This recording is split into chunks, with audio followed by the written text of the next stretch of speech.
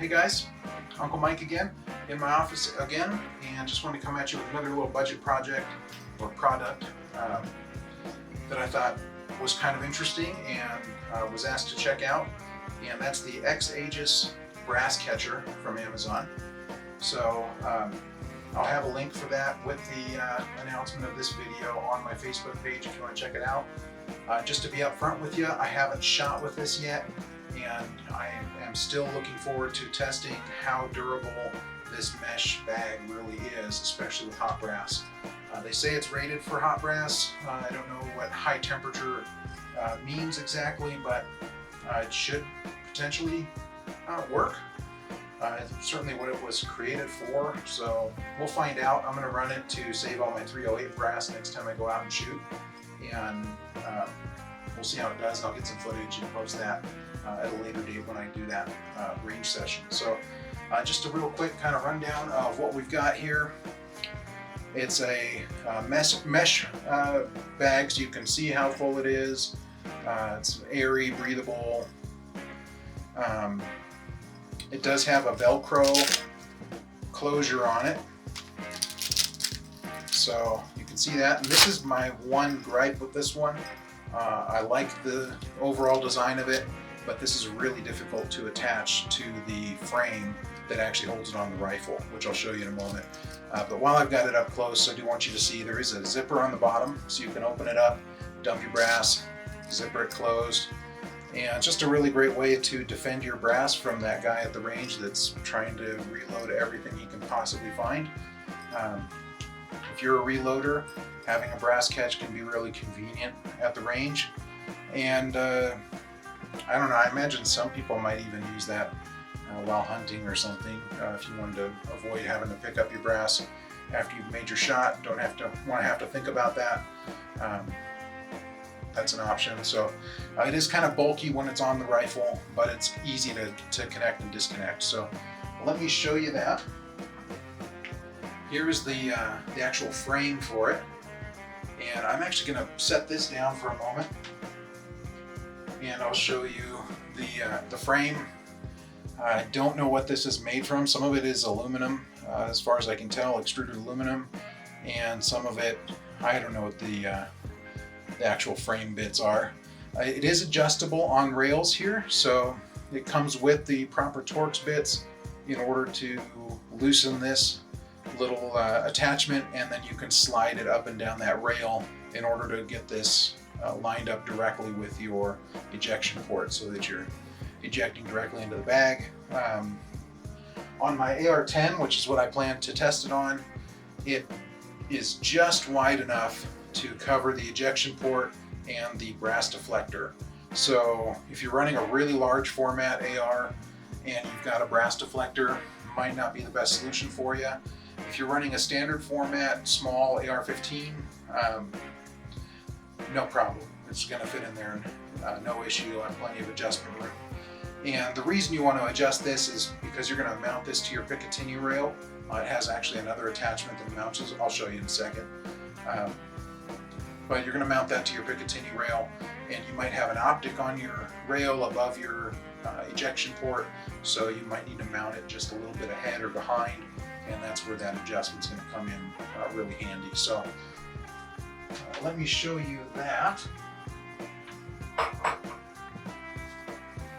And just FYI, yeah, don't worry about that. So you can see here, I've got something mounted in front of my scope, and with this setup that I have, I'm going to be changing my scope mount. I don't like the height of it, but it takes up a lot of rail space. Even though it is cantilever like that, none of this space is really usable.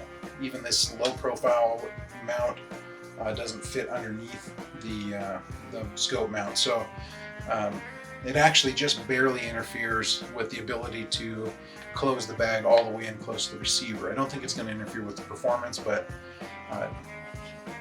there's a little extra bulk because of that. But basically you just attach that small part, again with a Torx bit, to your rail. Then you're going to slide onto your rail with the bag here, or the frame, And yeah, I can only get that first click right now, so I've got a bit of a gap on the rifle there. But as you can see, it lines up with my ejection port and my deflector, brass deflector. So all of that brass should go cleanly into the bag. And that's basically how you run it on the rifle. Set this back down. And if you're paying attention, I am filming this in the last video back to back, so this is kind of standing a long time for me. I've been running around today as well. But okay, let's talk about the difficult part. So when you put the bag onto the frame, you've got this Velcro closure that needs to go over one bar and under the other two. And that's kind of difficult, in my opinion, to do. But let's see if we fold that one under. You know, maybe that's just the trick of it. Before I had attached the other ones, and I attached the top one last. That was stupid. Yeah, actually that worked pretty well. So if you attach it up top first, then you can fold it over and attach the other ones real easily. So yeah, actually not an issue at all, if you're kind of thinking things through, I suppose. Oh no, actually, maybe that's why I didn't do it that way before. So I can't close this around the frame if I do it that way. So I do need to actually put the frame in first. That's a pain. Okay, so here's where I had some issues. And I have dexterity problems with my fingers a little bit, so some of that's going to be me more than you, but what we're going to do is just basically slide that frame into the opening there. You can see how it fills out the frame. Then we're going to open up the Velcro. Let's try and line that up as best we can.